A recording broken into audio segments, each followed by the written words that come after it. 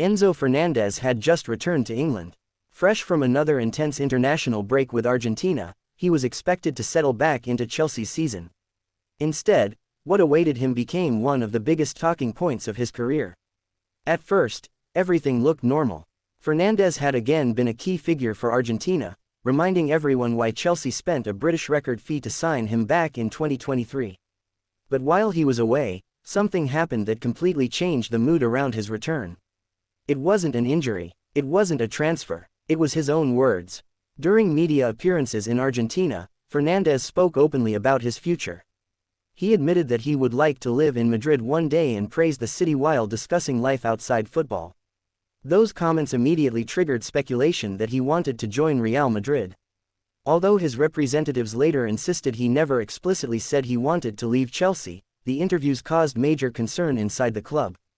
But then everything changed. Chelsea's leadership decided those comments had crossed a line.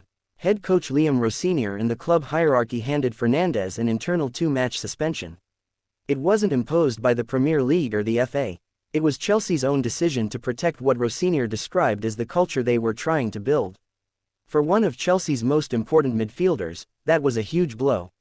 He missed an FA Cup match and an important Premier League fixture against Manchester City while watching from behind the bench. Chelsea made it clear that no player was bigger than the club, regardless of transfer fee or reputation. Was this simply discipline, or was something much bigger happening behind the scenes? Transfer rumors exploded almost immediately. Real Madrid were linked once again. Fans debated whether Fernandez had already decided to leave Stamford Bridge. However, one important detail often disappeared in the online discussion. There is no verified evidence that Fernandez formally asked to leave Chelsea at that time. His agent argued the comments had been misunderstood and were about life in Madrid rather than confirming a transfer desire. However, one detail completely changed the story. Instead of freezing him out permanently, Chelsea gave Fernandez a path back. Liam Rossinier later revealed that the midfielder had spoken with the club's leadership group before being cleared to return. The manager said he was looking forward to having him back and stressed that difficult decisions are sometimes necessary for the long-term future of the team. Chelsea also chose not to strip Fernandez of his vice-captain role. According to BBC reporting, the club believed that punishing him while also leaving room for reconciliation was the best way to move forward. Fans were divided. Some believed Chelsea had overreacted to comments that never directly requested a transfer. Others felt the club had to make an example of one of its biggest stars.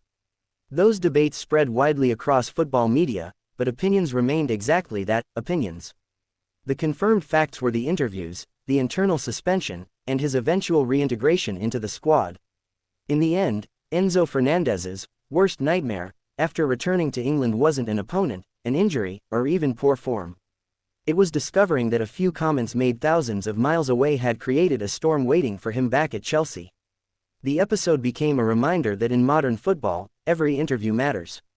One sentence can spark transfer speculation, divide supporters, and even cost a player his place in the team, at least temporarily. What do you think? Did Chelsea make the right decision by suspending Enzo Fernández, or was the punishment too harsh? Let us know in the comments, and don't forget to subscribe for more football documentaries, breaking news, and the biggest stories from around the world.